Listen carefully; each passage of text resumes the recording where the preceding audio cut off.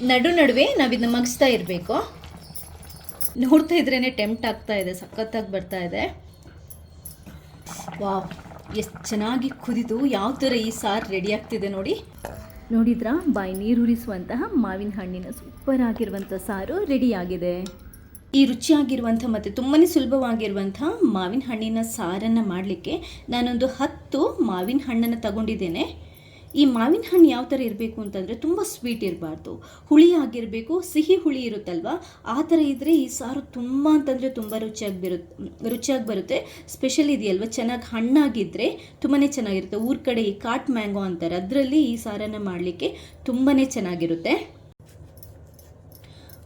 ಮೊದಲಿಗೆ ಈ ನಾವು ಮಾವಿನ ಹಣ್ಣಿದೆಯಲ್ವ, ಸಿಪ್ಪೆನ ತೆಗೆದು ಬಿಡಬೇಕು.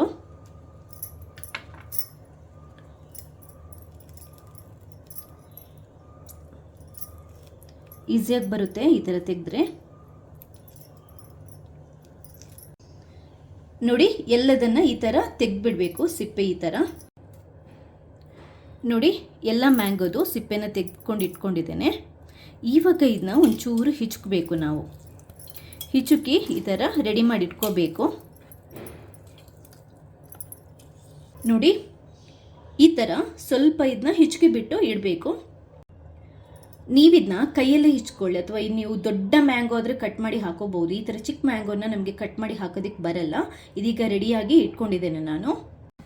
ಈಗ ಸ್ಟವ್ ಮೇಲೆ ಒಂದು ಬಾಣಲೆನ ಒಂಚೂರು ಬಿಸಿ ಆಗ್ಲಿಕ್ಕೆ ಇಟ್ಟಿದ್ದೇನೆ. ಮೀಡಿಯಮ್ ಉರಿ ಇಟ್ಕೊಳ್ಳಿ. ಬಿಸಿ ಆದ ನಂತರ ಒಂದು 2 ಟೇಬಲ್ ಸ್ಪೂನಷ್ಟು ಕುಕ್ಕಿಂಗ್ ಆಯಿಲನ್ನು ಹಾಕೊತಾ ಇದ್ದೇನೆ. ಇದಕ್ಕೆ ಒಂದು ಅರ್ಧ ಚಮಚದಷ್ಟು ಜೀರಿಗೆನ ಹಾಕೊಳ್ಳಿ. ಈ ಎಣ್ಣೆ ಚೂರು ಬಿಸಿ ಆದ ನಂತರ ಜೀರಿಗೆ ಒಂಚೂರು ಸಿಡಿಯಬೇಕು.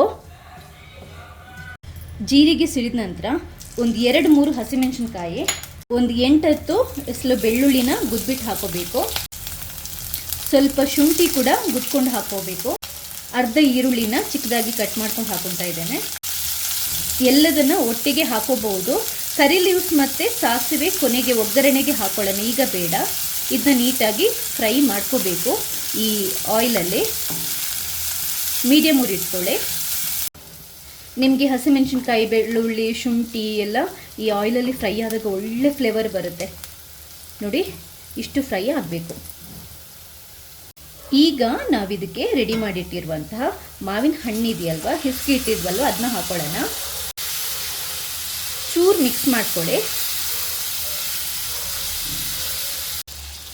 ಇದಕ್ಕೆ ನೋಡಿ, ಸ್ವಲ್ಪ ಹುಣಸೆ ಹಣ್ಣಿನ ರಸ, ಹುಣಸೆ ಹಣ್ಣನ್ನು ಹಿಸುಕಿ ಬಿಟ್ಟು ನಾನು ರೆಡಿ ಮಾಡ್ಕೊಂಡು ಇಟ್ಕೊಂಡಿದ್ದೆ, ಅದನ್ನ ಹಾಕೋಬೇಕು. ಮಾವಿನಕಾಯಿ ತುಂಬ ಹುಳಿ ಇದ್ದರೆ ಹುಣಸೆ ಹಣ್ಣಿನ ರಸ ಕಮ್ಮಿ ಹಾಕೊಳ್ಳಿ. 1 ಚಮಚದಷ್ಟು ಉಪ್ಪನ್ನು ಹಾಕೊತಾ ಇದ್ದೇನೆ. ಇದು ಬೆಲ್ಲ, ಜೋನಿ ಬೆಲ್ಲನ ಯೂಸ್ ಮಾಡ್ತಾ ಇದ್ದೇನೆ. ಜೋನಿ ಬೆಲ್ಲದ ಬದಲಾಗಿ ನಾರ್ಮಲ್ ಬೆಲ್ಲ ಬೇಕಾದರೂ ನೀವು ಹಾಕೋಬಹುದು. ರುಚಿಗೆ ಎಷ್ಟು ಬೇಕಷ್ಟು. ತುಂಬ ಸ್ವೀಟ್ ಇದ್ದರೆ ಬೆಲ್ಲ ಕಮ್ಮಿ ಹಾಕೊಳ್ಳಿ. ಮತ್ತೆ ಚೂರಿದನ್ನ ಮಗ್ಸ್ಕೋಬೇಕು.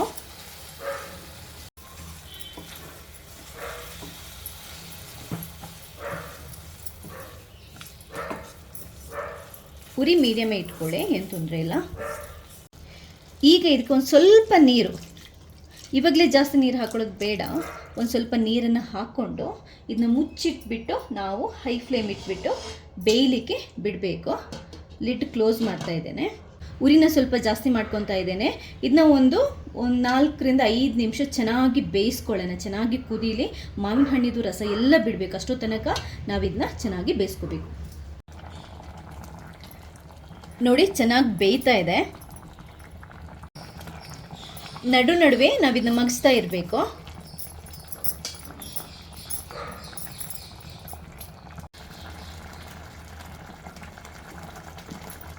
ಒಂದು 4 ನಿಮಿಷ ಆಗಿದೆ.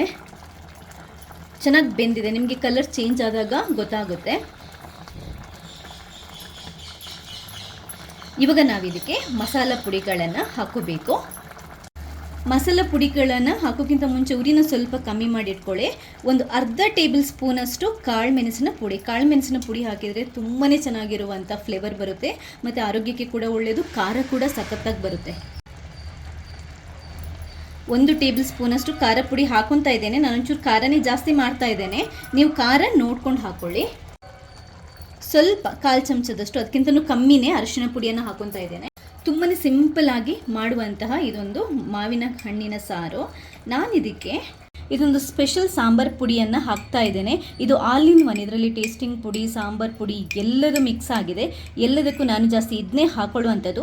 ನಾರ್ಮಲ್ ಆಗಿರುವಂಥ ಸಾಂಬಾರ್ ಪುಡಿ ಇದ್ದರೆ ಅದನ್ನು ಹಾಕೊಳ್ಳಿ. ಇದನ್ನ ಮಾಡಬೇಕು ಅಂತ ಮನಸ್ಸಿದ್ರೆ ನಾನು ಲಿಂಕ್ ಡಿಸ್ಕ್ರಿಪ್ಷನ್ ಬಾಕ್ಸಲ್ಲಿ ಹಾಕಿರ್ತೀನಿ, ಅದನ್ನು ಬೇಕಾದರೂ ನೀವು ಯಾವತ್ತಾದರೂ ನೋಡಿಕೊಂಡು ಮಾಡಿಕೊಂಡು ರೆಡಿ ಇಟ್ಕೊಳ್ಳಿ.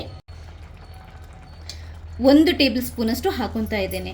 ಮಾವಿನ ಹಣ್ಣು ಜಾಸ್ತಿ ಇದ್ದರೆ ಬೇಕಾದರೆ ಸ್ವಲ್ಪ ಜಾಸ್ತಿ ಹಾಕ್ಕೊಳ್ಳಿ, ಏನು ತೊಂದರೆ ಇಲ್ಲ. ಇವಾಗ ಇದನ್ನ ನೀಟಾಗಿ ಮಿಕ್ಸ್ ಮಾಡ್ಕೋಬೇಕು. ಮಸಾಲೆ ಹಾಕ್ಕೊಂಡು ಒಂದ್ಸರಿ ನೀಟಾಗಿ ಮಿಕ್ಸ್ ಮಾಡ್ಕೊಳ್ಳಿ. ನೋಡ್ತಾ ಇದ್ರೇ ಟೆಂಪ್ಟ್ ಆಗ್ತಾ ಇದೆ, ಸಖತ್ತಾಗಿ ಬರ್ತಾ ಇದೆ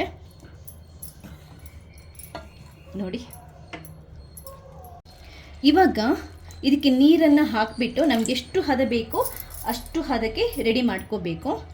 ಚೂರು ಮಿಕ್ಸ್ ಮಾಡ್ಕೊಳ್ಳಿ ನೋಡಿ. ಮತ್ತೆ ಒಂದು ಅರ್ಧ ಚಮಚದಷ್ಟು ಉಪ್ಪು ಹಾಕ್ಕೊತಾ ಇದ್ದೇನೆ.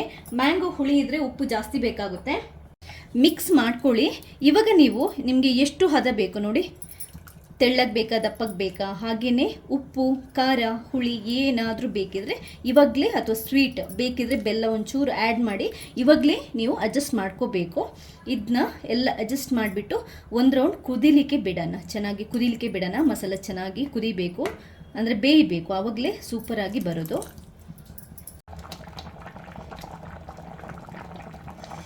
ವಾವ್, ಎಷ್ಟು ಚೆನ್ನಾಗಿ ಕುದಿದು ಯಾವ ಥರ ಈ ಸಾರು ರೆಡಿ ಆಗ್ತಿದೆ ನೋಡಿ.